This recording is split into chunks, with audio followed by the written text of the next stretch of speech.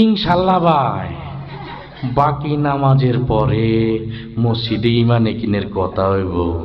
ওই মুসল্লি, তোরা হগলতি ববি, নাইলে কিন্তু ছান্ডে মান্ডে কলজ করে দিব, কয়া দিবাল আছে।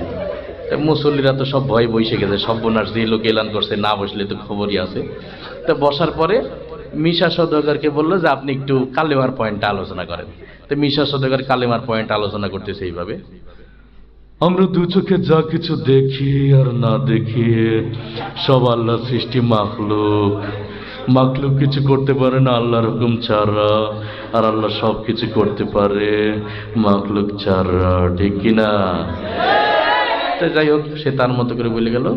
এরপরে ওই ডিপজলকে আবার বললো যে আপনি একটু নামাজের বিষয়টা আপনার মতো করে বলেন।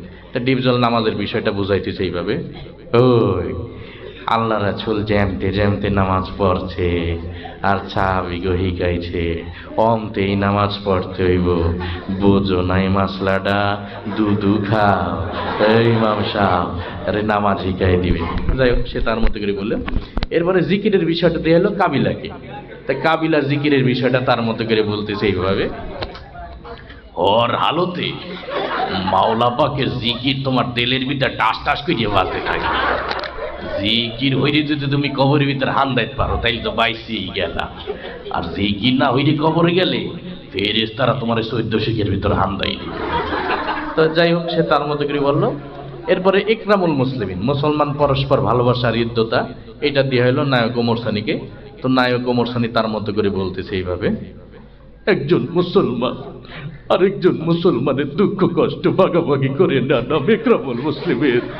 চৌধুরী সাহেব, আমরা গরিব হতে পারি, আপনার মতো বদ্দিন নই, আমি গত মাসেও 3 চিল্লা দিয়েছি। তো যাই হোক, সে তার মতো করে বললো। এরপর সহি নিয়ত, আমরা যা কিছু করবো একমাত্র আল্লাহ রাব্বুল আলামিনের রাজি খুশি করার জন্য করব। এটা দিয়ে হলো নায়ক মান্নাকে। নায়ক মান্না তার মতো করে বলছে এইভাবে, আমরা যা কিছু করব পৃথিবীর কোনো মানুষকে খুশি করার জন্য করব না, হ্যাঁ, একমাত্র আল্লাহ রাব্বুল আলামিনকে খুশি করার জন্য করব। তো যাই হোক, সে তার মতো করে বললো। এরপরে দাওয়াতে তাবলীগের বিষয়টা দেওয়া হলো নায়ক রুবেলকে। তো নায়ক রুবেল তার মতো করে দাওয়াতে তাবলীগের বিষয়টা বলছে এইভাবে, আল্লাহর দিয়া জান, আল্লাহর দিয়া মাল, আল্লাহর দিয়া সময় দিয়ে আল্লাহর রাস্তায় বের হয়ে আল্লাহর দিয়া জান মাল সময়ের সঠিক মূল্যায়ন করতে হবে।